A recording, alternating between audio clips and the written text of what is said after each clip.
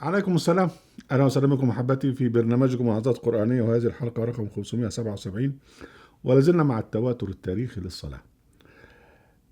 في الحلقة السابقة يعني قلنا إن أجدادنا أو أجداد الذين دخلوا في يعني الأمم المفتوحة يعني تعلموا الصلاة من والي الصلاة.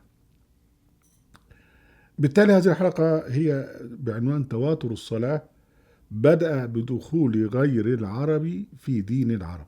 أنا ما بقولش في دخول الإسلام، لأنهم تعلموا دينا آخر اللي هو دين الخلفاء الفاسقين، أبو بكر وعمر وعثمان وعلي ومعاوية إلى آخره إلى آخره، اللي هو دين الفتح والغزو والسب والسلب والاسترقاق والاغتصاب والنهب. ولكن ده الإسلام، ده مش الإسلام. بالتالي الذين دخلوا في هذا الدين هو لم يدخلوا الإسلام، وإنما دخلوا دينا غازيا شيطانيا. وفي حلقات قادمة إن شاء الله سنعيش مع الصلاة الشيطانية للخلفاء الفاسقين.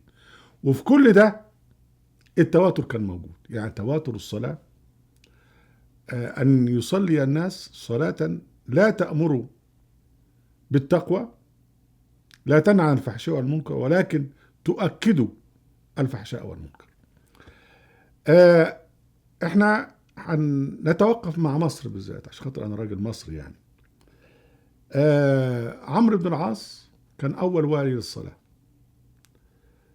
وجمعت له ان يكون والي الصلاة وان يكون ايضا والي الخراج، يعني بيت المال يعني.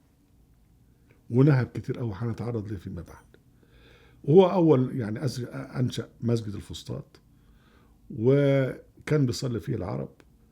وفي الوقت ده الشيء المضحك بقى ان هم كانوا يسموا المصريين يسموهم الاقباط، نسبة للدين بتاعهم المسيحي، اللي هو الدين المسيحي الارثوذكسي الخاص بالمصريين.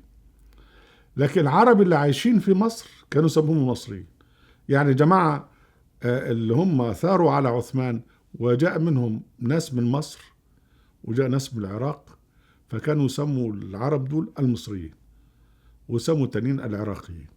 لكن المصريين الحقيقيين اللي هم أهل البلد المفتوحة دي كانوا يسمونهم الأقباط. ومن يسلم منهم يعني كان في العصر الدولة الأموية كان اضطهاد فظيع، وهنتعرض له للمصريين الأقباط.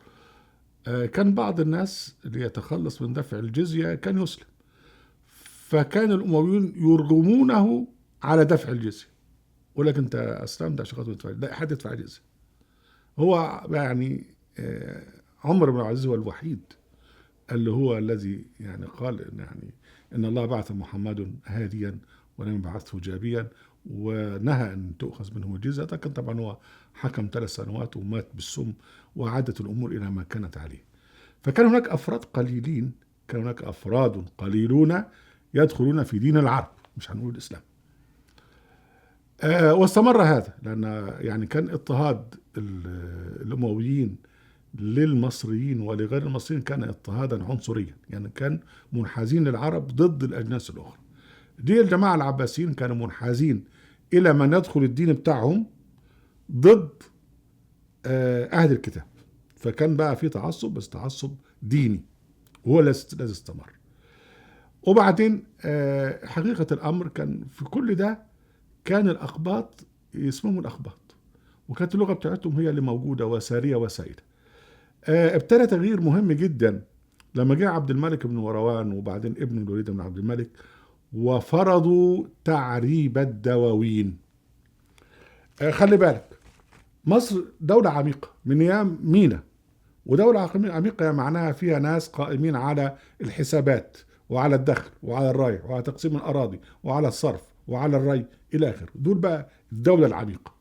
لما الفراعنة راحوا جه بعد كده حكم أجنبي برضو اعتمد على الموظفين دول اللي هم الدولة العميقة دي. الرومان، البطالمة، إلخ إلخ إلخ. لما جم العرب نفس الحكاية، العرب لا بيعرفوا يعني حسابات ولا بتاع، فاعتمدوا على نفس الدولة العميقة والموظفين دول اللي هم موجودين. بعد كده عبد الملك قال لك الناس دول يضحكوا علينا، ما هم بيكتبوا بالقبطية، لا لازم نعرب الدواوين. فأمر بتعريب الدواوين عشان خاطر يقدر يفهم بالظبط ايه اللي بيحصل يعني. حاولوا الأقباط إن هم يتفلفصوا من الموضوع ده، ما عرفوش، فاضطروا إلى أن يتعلموا اللغة العربية. وبعضهم طبعا اضطر إن هو يدخل في يعني في الدين بتاع الدولة يعني. لكن ظلت اللغة المصرية القديمة أو كان مسمى اللغة القبطية ظلت موجودة حتى يعني عهد أحمد بن طولون اللي هو أسس الدولة الطولونية في إطار الدولة العباسية أو دور الخلافة العباسية.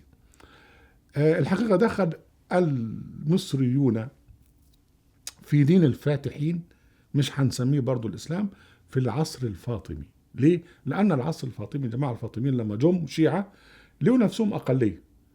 الأكثرية من المسلمين الموجودين يعني دينهم السني ضد التشيع، والجماعة اللي موجودين برضو في داخل الدولة العميقة برضو كلهم ينتمون لدولة العباسيين. فقالك احنا أحسن حاجة ان احنا نتحبب إلى أهل البلاد اللي هم الأقباط.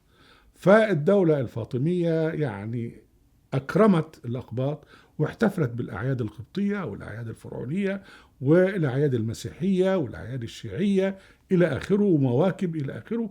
وحتى يعني ملامح الحياة الدينية اللي عملها الفاطميين لا تزال موجودة في حكاية الكعك وحكاية الاحتفالات بتاعة رمضان وبتاعة العيد إلى آخره يعني. دخل المصريون في الدين، مش نقول الإسلام، ده دين التشيع، من خلال بقى الأزهر اللي أنشأه جوهر الصقلي في نفس العام اللي أنشأ فيه القاهرة، وبعد كده مسجد الحاكم اللي هو أنشأه العزيز بالله الفاطمي اللي هو الخليفة الثاني بعد أبوه المعز، وبعدين أكملوا الحاكم بأمر الله.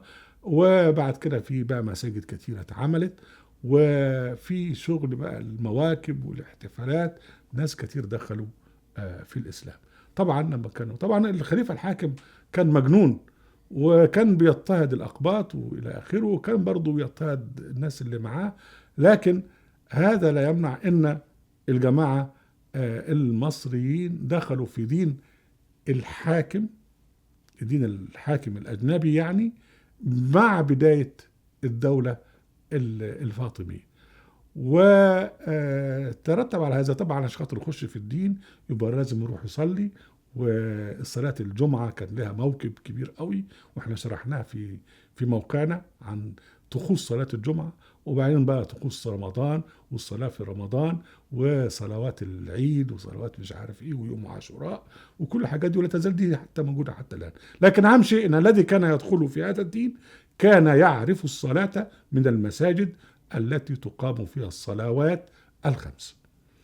إذا بقى مش له دعوة أبدا بحكاية الأحاديث والسنة والكلام ده. أنا حتى المصريين لما ما دخلوا في دين الحكم اللي موجود كان حكما شيعيا، ما كانش سنة على الإطلاق يعني. بعد كده لما جه صلاح الدين الأيوبي وأسقط الخلافة الفاطمية، عمل مدرسة اسمها مدرسة خنقاء سعيد السعداء، وكان بيصلوا فيها الجمعة، وابتدى يحارب التشيع أيديولوجيا من ده، يعني يحاربوا حرب فكرية.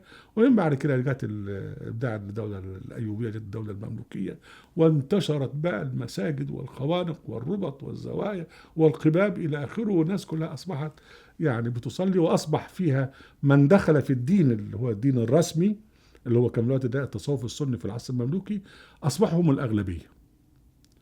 وهذا ما تعلمه أجدادنا المصريون في موضوع تواتر الصلاة. أهلا وسهلا بكم أحبتي في برنامجكم لحظات قرآنية وفي قناة أهل القرآن وفي موقع أهل القرآن. لا تنسوا المشاركة بشير ولايك، وعليكم السلام.